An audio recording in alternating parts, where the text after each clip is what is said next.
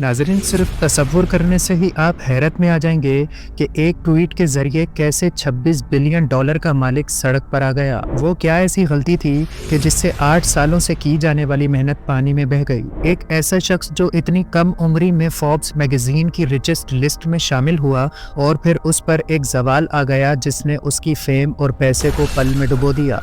Welcome back to अमार informative.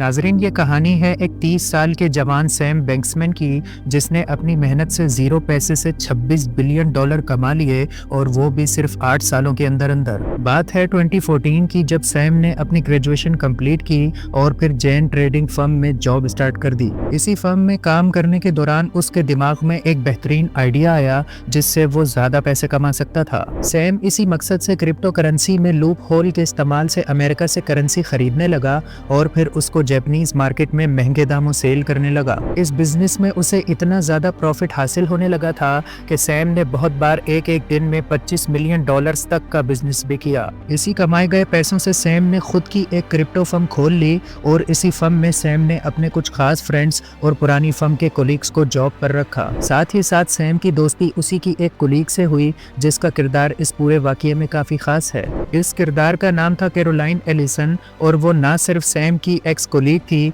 बल्कि इसकी गर्लफ्रेंड भी थी। सैम ने कैरोलाइन को भी अपनी फर्म में काम करने का मौका दिया और उसे अपनी फर्म का सीईओ बना दिया। इस फर्म का नाम सैम ने एलामीडा रिसर्च रखा था। बात की जाए कैरोलाइन की तो उसे इस फील्ड में कुछ खास एक्सपीरियंस नहीं था। नाजरीन, सैम की इस फर्म में न्यू क्लाइंट्स बनाए जाते थे और उनसे क्रिप्टो करेंसी में इन्वेस्ट करवाया जाता था और इसी इन्वेस्टमेंट करने पर उन क्लाइंट्स को सालाना 15% मुनाफा दिया जाता था। ये सब काम बहुत सही तरीके से किया जा रहा था, लेकिन एक चीज जो सही ना थी वो था एलामीडा में काम करने वालों का एक्सपीरियंस, क्योंकि यहाँ के काफी सारे कोलीग्स का कुछ खास एक्सपीरियंस ना था। अब लोगों का सैम की इस फर्म में ट्रस्ट बढ़ता जा रहा था और कंपनी ने भी लोगों के बिलियन डॉलर्स की ट्रेड को दांव पर लगाया हुआ था। सैम इस बिजनेस को इतना बढ़ाना चाहता था कि उसने 2019 में अपनी खुद की क्रिप्टो एक्सचेंज खोल ली। नाजरीन, एक्सचेंजेस का मतलब क्रिप्टो करेंसी को सेल या परचेज करना होता है। इसी प्रॉफिट को बनाने के लिए सैम ने FTX नाम की एक एक्सचेंज लॉन्च की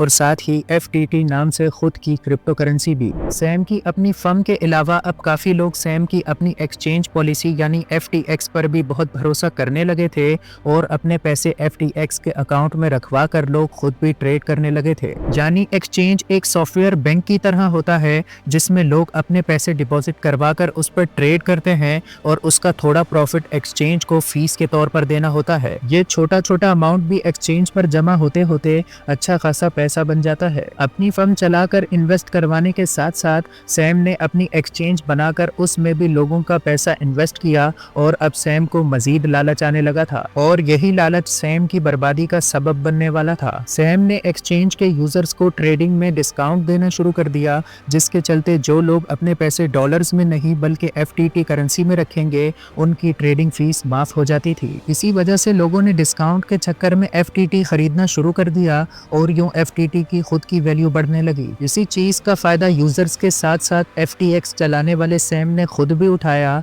क्योंकि जिस करेंसी की कोई वैल्यू ना थी वो अब $80 के हिसाब से सेल होने लगी। अब FTX मार्केटिंग का नाम बन चुका था और फिर मर्सिडीज कंपनी तक ने FTX को अपना एडवर्टाइजिंग पार्टनर बना दिया। FTX के नाम के स्टेडियम्स बनने लगे, यानी FTX का नाम यूज करके फेम ज्यादा मिलने लगा था और यूं सैम को दुनिया के कामयाब अमीर लोगों की लिस्ट में शामिल कर दिया गया। लेकिन ये सब फेम और खुशियां सिर्फ कुछ टाइम की ही थी। नाजरीन, ये बात बहुत ज़रूरी है कि जब लोग FTX पर पैसे एक्सचेंज करने की ट्रेड करते हैं तो उनका पैसा वहीं पड़ा होना चाहिए ताकि वो जब चाहें अपना पैसा विड्रॉ करवा सकें। लेकिन ये यूजर्स बहुत कम ही अपना पैसा निकलवाते हैं जब उन्हें मार्केट से कोई खतरा हो। इसी चीज़ का फ़ायदा सैम ने उठाया और उसने लोगों का रखवाया हुआ पैसा मुख्तलिफ कॉइन्स में उड़ाना शुरू कर दिया। ये काम बहुत सीक्रेटली किया जा रहा था, जिसकी खबर सैम के कोलीग्स तक को ना थी, क्योंकि सैम ये काम खुद छुप कर रहा था और ये बिल्कुल इलीगल काम था। सैम का मानना था कि वो कस्टमर्स को बताए बगैर उनका पैसा यूज करके खुद ट्रेड करेगा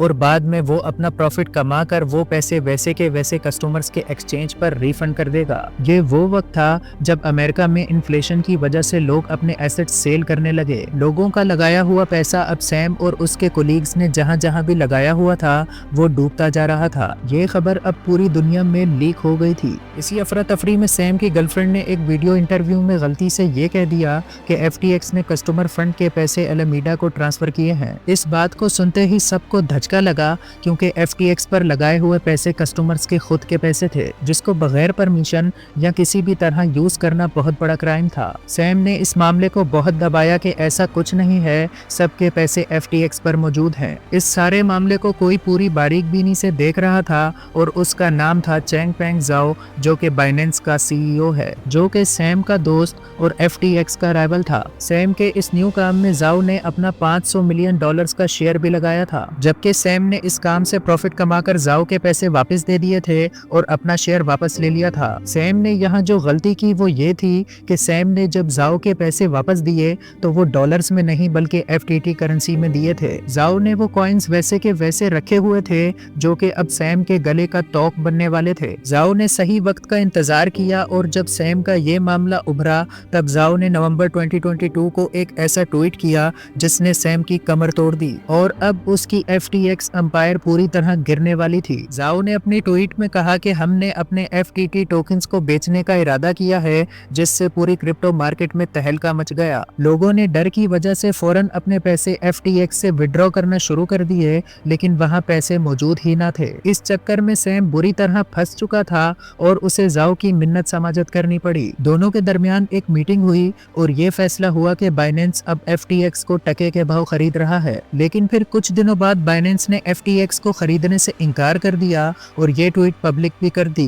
FTX को लोगों के $10 बिलियन वापस करने थे, जबकि उसके पास सिर्फ $900 मिलियन ही थे। यानी कस्टमर्स के पैसों को सैम ने इन्वेस्ट किया था और उसको भारी नुकसान हुआ था। नाजरीन, $26 बिलियन के मालिक को सिर्फ 2 ट्वीट्स ने कंगाल कर दिया और सैम ने सबके सामने ट्वीट पर अपनी हार मान ली। उम्मीद करता हूँ ये वीडियो भी आपको पसंद आई होगी। अगर पसंद आई है तो वीडियो को लाइक कर दें, चैनल को सब्सक्राइब कर दें। आपसे मिलते हैं ऐसी ही नेक्स्ट वीडियो में।